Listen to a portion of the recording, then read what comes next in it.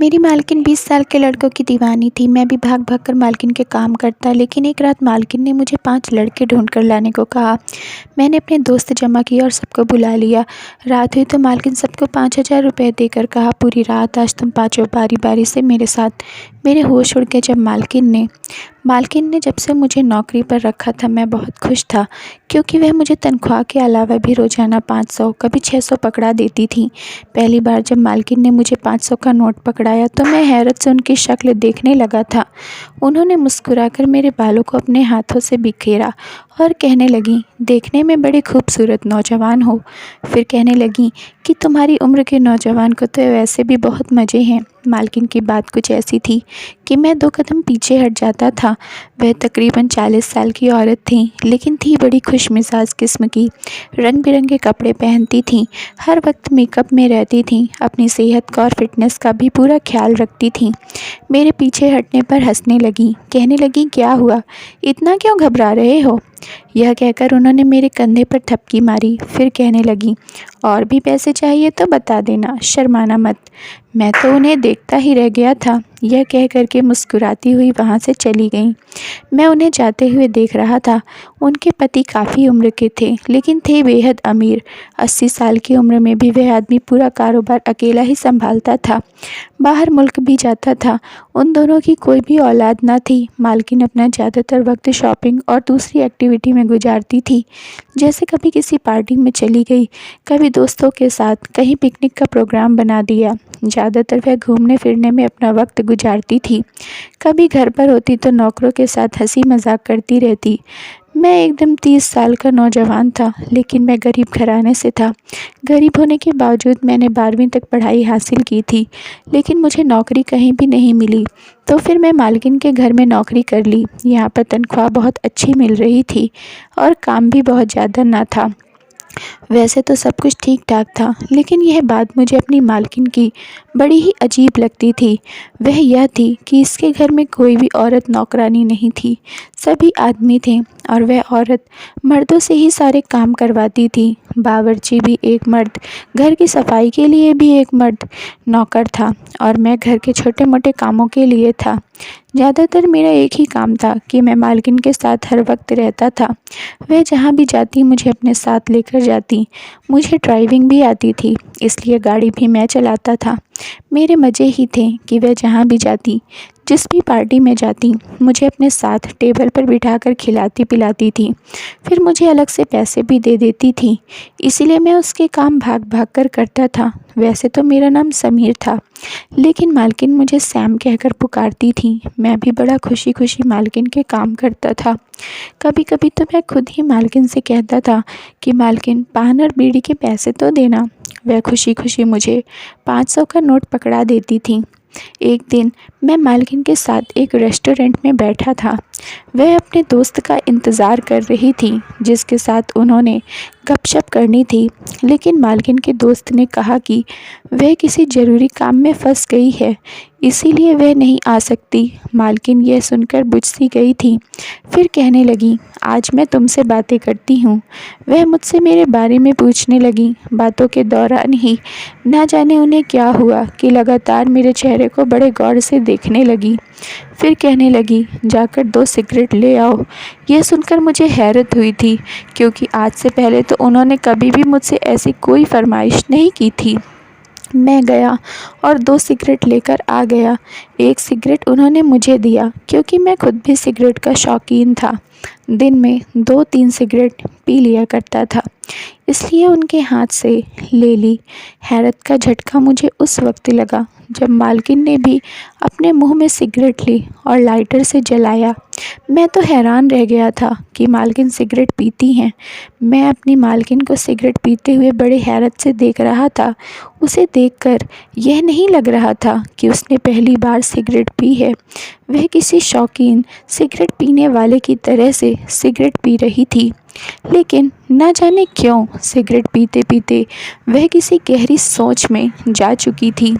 मैं अपनी मालकिन की तरफ देख रहा था। उसकी नज़रें गहरी सोच में जा चुकी थीं। उसकी नज़रें मुझ पर नहीं थीं, बल्कि मुझसे पिछली टेबल पर टिकी हुई थी। काफ़ी देर से वह बिना आंखें झपकाए न जाने किसे देख रही थी। मैंने पलट कर देखा तो वहाँ एक नौजवान लड़का और लड़की बैठे थे। उन्हें देखकर यह लग रहा था कि जैसे वह डेट पर आए हैं। वह लड़की अपने घर रिश्ता लाने के लिए फोर्स कर रही थी, लेकिन वह लड़का लगातार बहाने कर रहा था, अपनी गरीबी का रोना रो रहा था। मैंने गौर किया तो मालकिन की नज़र सिर्फ उस नौजवान की तरफ थी। वह लगातार उसे देख रही थी और साथ में ठंडी आहें भी भर रही थी। अपने मुंह से सिगरेट के धुएं के गुब्बारे भी उड़ा रही थी। आहिस्ता आहिस्ता मालकिन की आंखों में नमी छा गई थी। उसके बाद उसकी आंखों से आंसू झिलमिलाने लगे। उसने अपने हाथ से अपनी आंखें रगड़ के साफ की, फिर मेरी तरफ देखा। मैं उनकी तरफ देख रहा था। जब नज़रों का मेल हुआ तो वे फ़ौरन से नज़रें चुरा कर कहने लगी, सिगरेट के धुएं की वजह से आंखों में पानी आ गया है। लेकिन यह नमी तो उनके लहजे में भी घुली हुई थी। मैं वजह तो नहीं जानता था, लेकिन मुझे आज मालकिन बड़ी दुखी सी लग रही थी, वरना वह तो हर वक्त मुस्कुराती हंसती रहती थी। मैंने मालकिन से कहा कि मालकिन घर चलें, तो वह कहने लगी, चले जाएंगे, इतनी भी क्या जल्दी है। फिर उन्होंने सामने रखी प्लेट के ऊपर से टिश्यू पेपर उठाया और अपने पर्स में एक बॉल पेन निकाला। टिश्यू पेपर पर ना जाने क्या लिखा, फिर लपेटकर मुझे दे दिया। कहने लगी, यह तुम्हारे पीछे जो नौजवान बैठा है उसको दे दो और उससे कहना कि मैंने दिया है। मैंने वह टिश्यू पेपर पकड़ा और उस नौजवान को दे दिया। वह मुझे देखने लगा। उसके सामने जो लड़की बैठी थी वह भी मुझे देखने लगी। वह कहने लगी, यह क्या है। मैंने पीछे मालकिन की तरफ इशारा किया। मैंने कहा कि वह मेरी मालकिन है, उन्होंने दिया है। उस लड़के ने मालकिन की तरफ देखा, फिर उसने टिश्यू पेपर खोलकर देखा, फिर मालकिन को देखकर मुस्कुराने लगा। टिश्यू अपने शर्ट के ऊपर वाली जेब में रख लिया। मुझे समझ नहीं आ रहा था कि यह सब क्या हो रहा था। अगर वह नौजवान मेरी मालकिन के जान पहचान का होता तो उठकर उनसे मिलने या बोलने ज़रूर आता, और अगर कोई अनजान था तो एक हसीन खूबसूरत कम उम्र की लड़की के साथ बैठा हुआ था। वह मेरी 40 साल की मालकिन को क्यों लिफ्ट करवा रहा था, जिनकी ढलती उम्र के अंदाज उसके चेहरे पर दिखाई देने लगे थे। सारा किस्सा टिश्यू पेपर पर लिखे हुए अल्फाज का था, जो मैंने नहीं देखा था कि क्या लिखा है, जिसे पढ़कर वह नौजवान मेरी मालकिन को मुस्कुरा कर देखने लगा था और टिश्यू पेपर उसने फेंकने की बजाय अपनी जेब में डाल दिया। कहीं ना कहीं कुछ न कुछ तो गड़बड़ थी। बहरहाल मालकिन ने मुझे कहा, चलो मेरा काम हो गया है। मैं हैरान था कि उनको कौन सा काम हो गया है। यह कहकर मालकिन खड़ी हो गई। हम वापस आ गए। घर जाकर मैं अपने क्वार्टर में जब लेटा तो मेरी आंखों के सामने वही रेस्टोरेंट वाला मंज़र आने लगा। बार बार उस नौजवान का चेहरा मेरी आंखों के सामने आने लगा।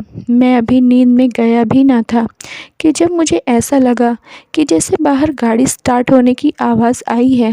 पार्किंग एरिया से जैसे गाड़ी स्टार्ट हुई, मैं घड़ी की तरफ नज़र दौड़ाई तो रात के 2 बज रहे थे। उस वक्त कौन था जो बाहर जा रहा था। मुझे नींद तो वैसे भी नहीं आ रही थी, इसलिए उठकर गया, अपने क्वार्टर का दरवाज़ा खोला और चलता हुआ लॉन की तरफ आने लगा। जब मैं लॉन में पहुंचा तो मैंने देखा कि बड़ी तेज़ी से गाड़ी मेन गेट से बाहर निकली थी। गाड़ी में मेरी मालकिन बैठी थी। वह उस वक्त खुले बालों के साथ और फुल मेकअप में अपनी उम्र से काफ़ी कम लग रही थी। मुझे हैरत हो रही थी कि वह इस वक्त कहाँ जा रही हैं। जैसे ही चौकीदार ने दरवाज़ा बंद किया, मैं चौकीदार के पास आ गया। मैंने कहा कि मालकिन इस वक्त कहाँ जा रही हैं। मेरी बात सुनकर उसने मुझे गुस्से वाली नज़रों से देखा। कहने लगा, तुम कौन होते हो ये सवाल करने वाले। यह सवाल कभी मालिक ने मालकिन से नहीं किया कि वह रात को इस वक्त कहाँ जाती हैं।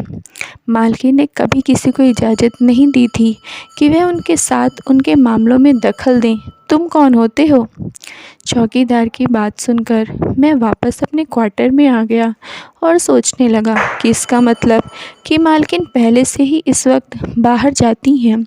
मालिक भी नहीं मना करते, लेकिन वह इस वक्त जाती कहाँ हैं, वह भी इतना तैयार होकर। सुबह 5 बजे के करीब मेन गेट पर गाड़ी के हॉर्न की आवाज़ सुनाई दी।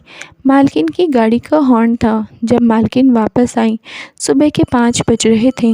जब मैं घर के अंदर दाखिल हुआ था, सुबह के 5 बज रहे थे ताकि आज का काम मालकिन से पूछूं, मगर उनका नौकर कहने लगा, मालकिन सो रही हैं, तुम अपने क्वार्टर में जाओ। अगर मालकिन तुम्हें पूछेंगी तो हम तुम्हें बुला लेंगे। मालिक बाहर मुल्क में थे और अगर वह घर पर होते तो भी मालिक का कमरा अलग था और मालकिन का अलग। शुरू में तो मुझे यह बात बड़ी अजीब लगी थी, मालिक और मालकिन एक कमरे में क्यों नहीं रहते हैं। फिर मैंने यह नोट किया कि मालिक ज़्यादातर बाहर मुल्क में ही रहते थे। जब भी आते मालकिन का मूड ख़राब होता था। मैंने कभी भी उन्हें मालिक के साथ बैठकर हंसते हुए बातें करते नहीं देखा था। अगले दिन जब मैं मालकिन के साथ बाहर गया तो मालकिन मुझे उसी रेस्टोरेंट में लेकर गई जहां उस नौजवान से मुलाकात हुई थी। इस बार जो मैंने देखा, मेरी आंखें फटी की फटी थीं। जैसे ही मालकिन रेस्टोरेंट में दाखिल हुई, वह नौजवान एक टेबल पर बैठा घड़ी पर वक्त देख रहा था। जैसे ही मालकिन और मैं उस रेस्टोरेंट में दाखिल हुए और नौजवान की नज़र मालकिन पर पड़ी, वह फ़ौरन से खड़ा हो गया, मुस्कुराने लगा जैसे उनका इंतज़ार हो। मालकिन भी उसे देखकर मुस्कुराईं। फिर मुझसे कहने लगीं, आज तुम बाहर जाकर गाड़ी में बैठ जाओ, मैं खुद ही खाना खाकर बाहर आ जाऊंगी। यह सुनकर मुझे हैरत हुई थी, क्योंकि वह अगर अपने दोस्तों से मिलने आती थीं तो वह मुझे भी साथ बैठाकर खाना खिलाती थीं, कभी मुझे यूँ बाहर नहीं भेजा था। मैंने कहा, जी मैडम। जैसे ही मैं रेस्टोरेंट से बाहर जाने के लिए पलटा, मेरी मालकिन ने मुझे पुकारा और फिर मुझे 1000 का नोट दिया। कहने लगी, बाहर जाकर खाना खा लेना। इस बार उनका अंदाज़ बड़े गुस्से वाला था और अजीब सा भी था। यह कहकर वह उस नौजवान के पास गई, उससे हाथ मिलाया और फिर उसके सामने रखी कुर्सी पर बैठ गई।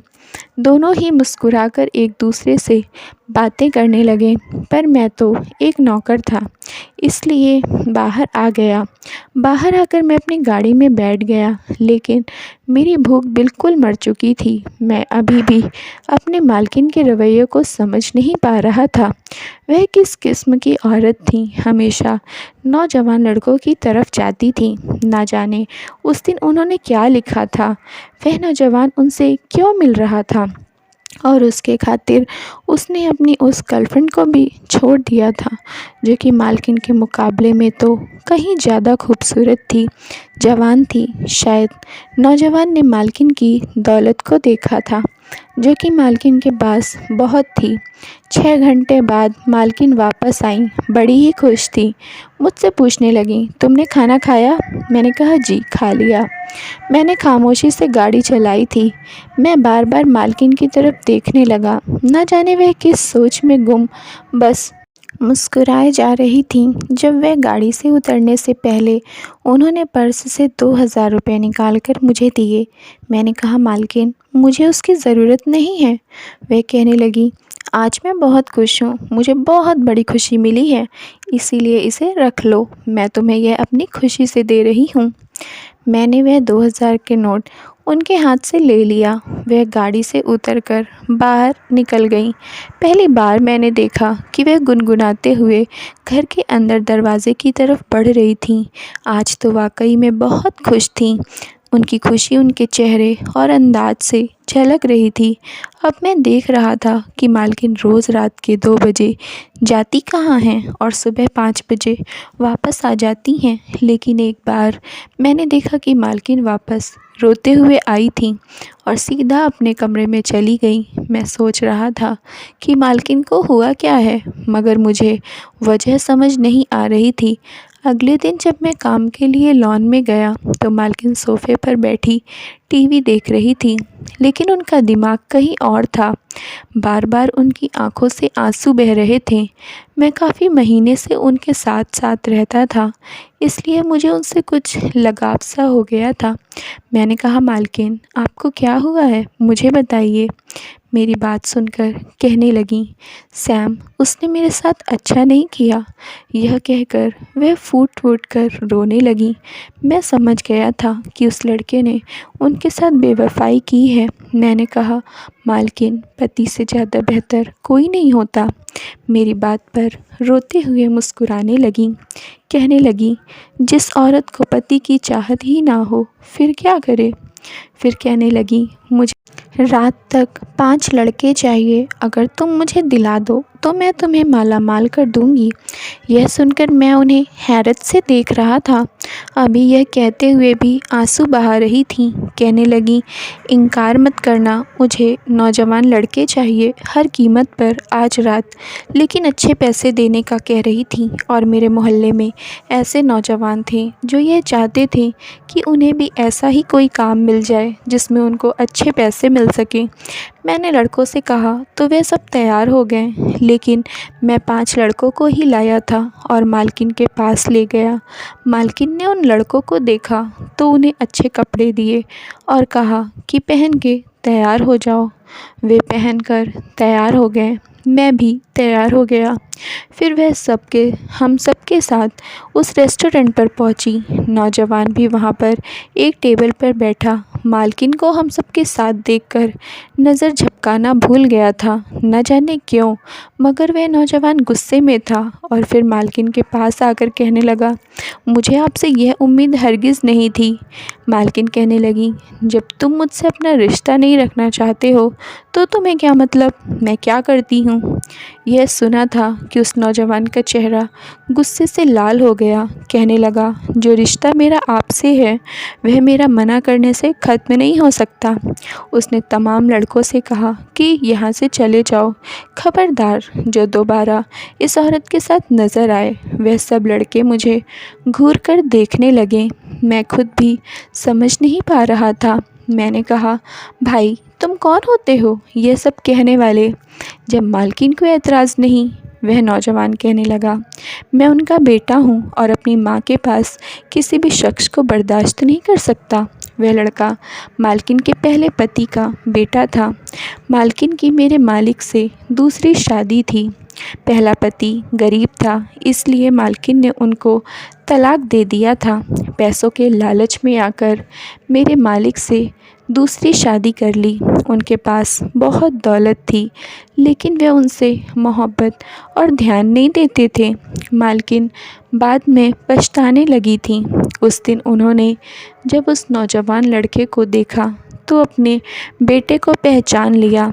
उन्हें टिश्यू पेपर पर अपना नाम लिख कर दिया तो वह भी उन्हें देखकर पहचान गया। वह रोज़ उससे मिलने जाती थी, कहती थी कि वह उनके पास आकर रहने लगे, लेकिन वह लड़का नहीं मानता था। कहता था कि मुझे ऐसी औरत के साथ नहीं रहना जिसने गैर मर्द की खातिर मेरे बाप को छोड़ दिया। इसीलिए मालकिन और लड़कों के साथ उसके सामने आई थी ताकि वह बर्दाश्त ना कर सके, और वही हुआ था। उस लड़के ने मालकिन से अपना रिश्ता कबूल कर लिया, लेकिन फिर भी उनके पास रहने नहीं आया था, अपने बाप के पास ही रहता था। हाँ, यह ज़रूर हुआ कि वह रोज़ उनसे मिलने आता था और घंटों बातें करता था, और मैं न जाने क्या सोचता था। कभी कभी सच वह नहीं होता जो आंखें देख रही हैं, सच कुछ और ही होता है। थैंक यू फ्रेंड्स, अगर आप लोग को स्टोरी पसंद आई हो तो प्लीज़ लाइक कर दीजिए और चैनल को सब्सक्राइब कर लीजिए।